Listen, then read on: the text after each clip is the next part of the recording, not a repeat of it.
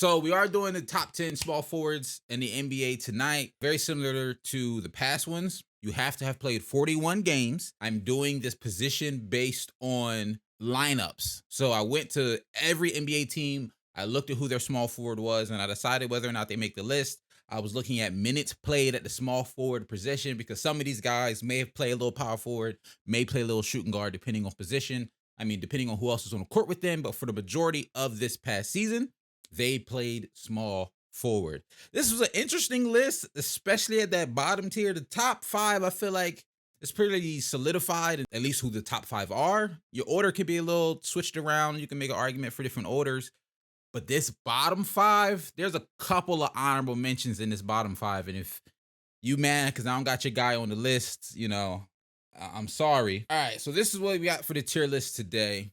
We got a couple of, I think it's like 13 names I put here, 14 names here. So there are a couple of honorable mentions. I'm not going to hold you. Bogdanovich just snuck in here because I had them saved in this folder for a different reason. So there really should only be 13 names. So just ignore him because he played mainly power forward for the Jazz this season. So ignore him. I'm going to leave the suspense and not tell you who my honorable mentions are yet. Maybe after we get to 9 and 10, I'll do some honorable mentions and explain who the honorable mentions are because I don't want to spoil the list right away. Before we get into it, let me give you some people who don't make the list because either they didn't play or because they're not in this position.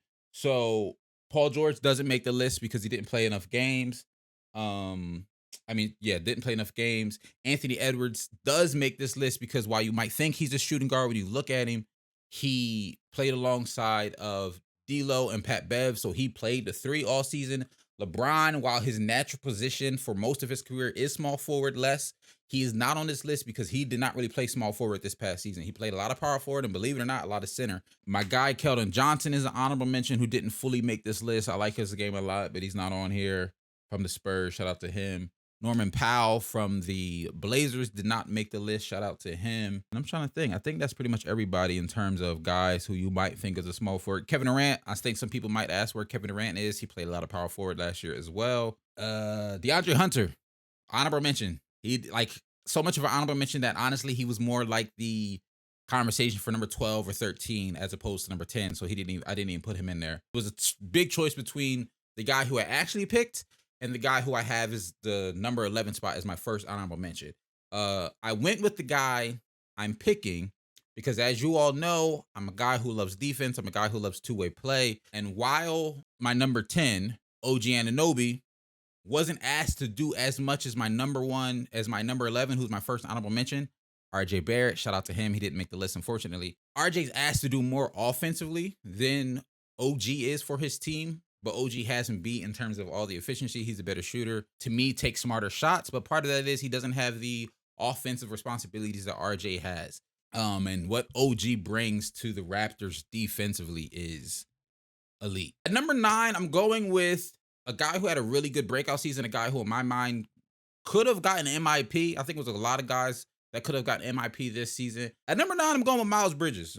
We all know we probably won't see him in the NBA again, depending on how his court case goes. And, all his off-court stuff is, it is what it is. As a human being, I don't really rock with him after hearing, the stories and stuff. But as an NBA player, he had a really, really good season. I liked him. I liked what he did a lot. He had a really, really good season. I struggled with, honestly, initially had him a little higher. What dropped him down to only number 9 for me was mainly his defense and the efficiency in some of his scoring in terms of his percentages. He wasn't as efficient as some of the other guys on this list, but he did have a really, really good year. I was liking what the Hornets were potentially building with him, LaMelo. Heck, if Gordon Hayward can stay healthy, that is a low-key nice team that could fight for a play-in spot.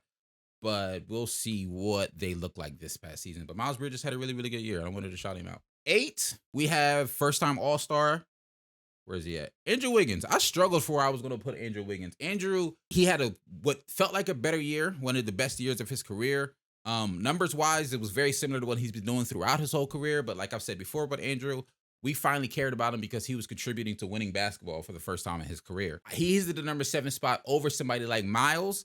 While Miles has him beat in scoring, once again, you know me, I like the two-way play. Andrew Wiggins was deemed in the playoffs, and he did it a lot throughout the whole regular season, but he was just I can do everything for the Warriors guy. When they needed rebounding, he was there to get reboundings. When they needed him to step up defensively, he could step up defensively. When they needed him to score a little bit and create his own shot, he had the ability to do that as well, but also knock down wide open threes off of a Curry driving kick. Wiggins did a lot for this team. His numbers aren't some of the flashiest numbers out of compared to some of the other guys on this list.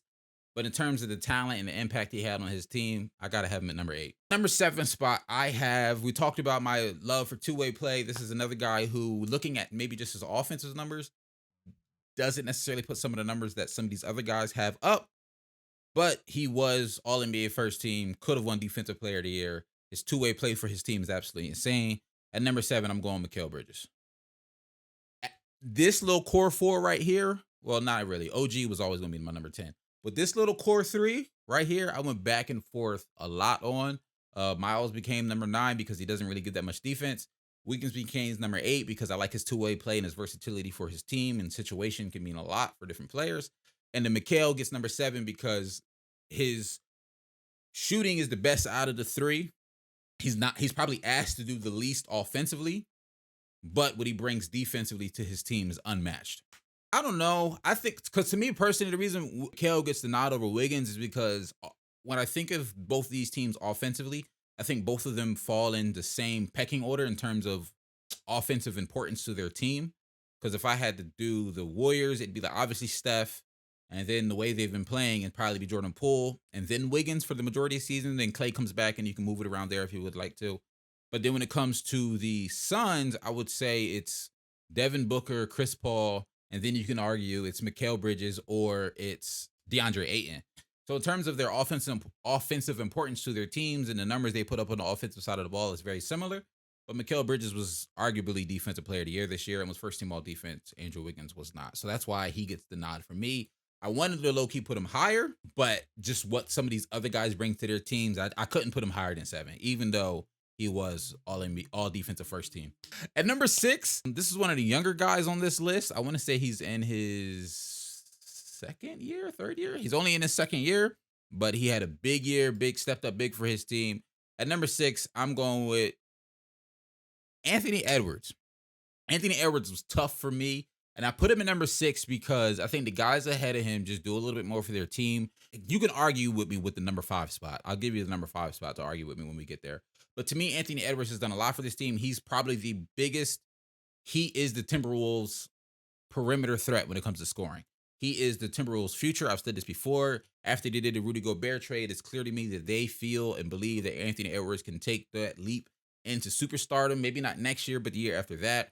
I see all NBAs in his future. I see multiple All-Stars in his future.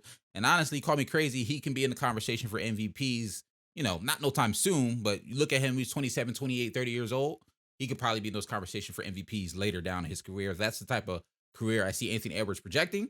But this past year, he had a really, really good season. He surprised me so much of how well he can shoot the ball. And if he can continue shooting the ball at that clip, like no exaggeration, I want to say I can pull it up right now.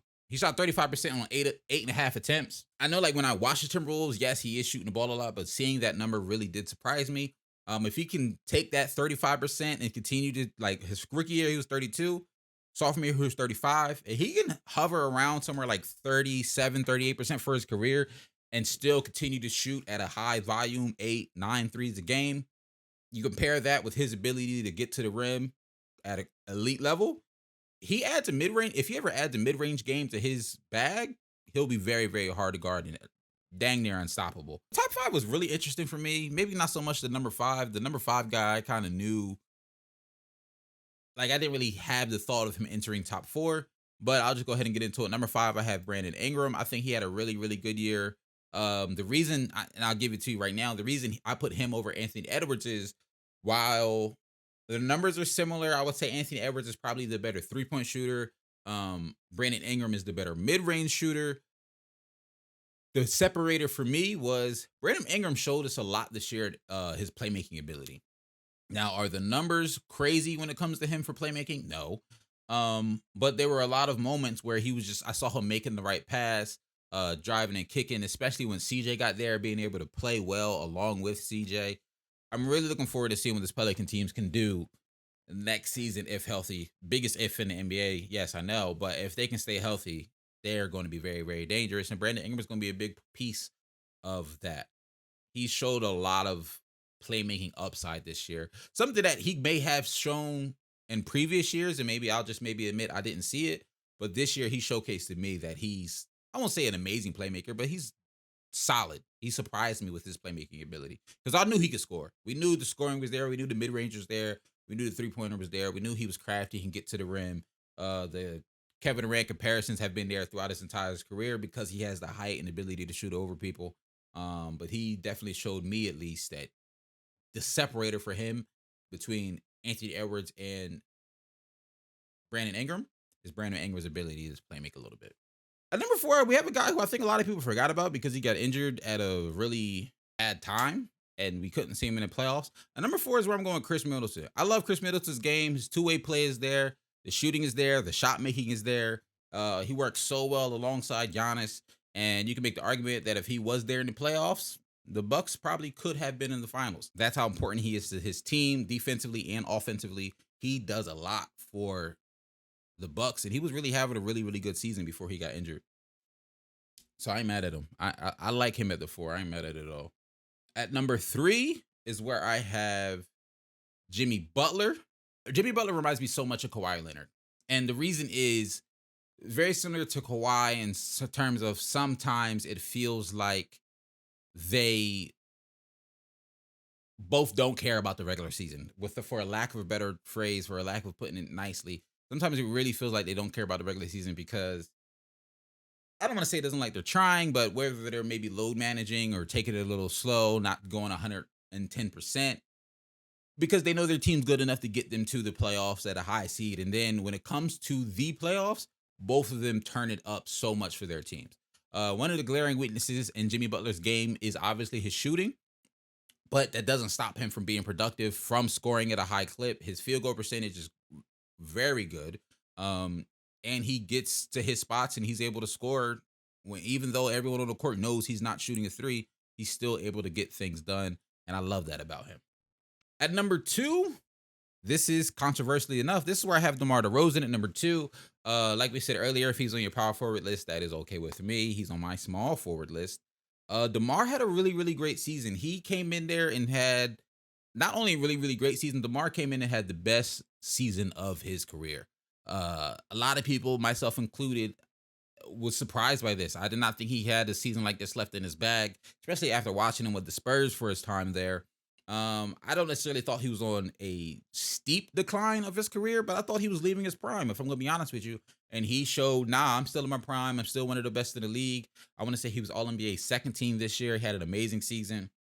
He had so many clutch moments for the Bulls throughout this season in terms of his clutch numbers of how much he was scoring in the clutch, but also like actual buzzer beaters. I remember during the regular season, there was a moment where he had back-to-back nights where he literally hit buzzer beaters to win the game for the Bulls.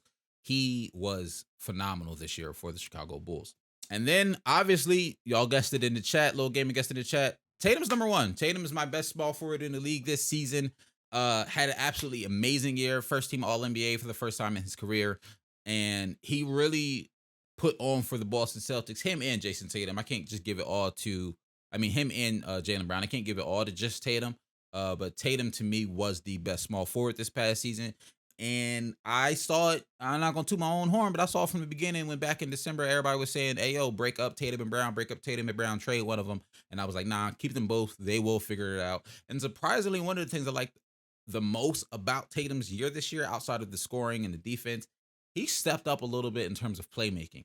I'm not going to call him the best playmaker on this list, but he did step up his playmaking ability and being able to find some open shooters on his team when he's driving to the basket. So final list is Jason Tatum, DeMar DeRozan, Jimmy Butler, Chris Middleton, Brandon Ingram, Anthony Edwards, Mikal Bridges, Andrew Wiggins, Miles Bridges, and OG Anunoby. Shout out to him. And then you got mainly all my honor. Pick Bogdanovich out of this. He's a power forward. But these are my honorable mentions. RJ, PG, Keldon Johnson, and Norman Powell.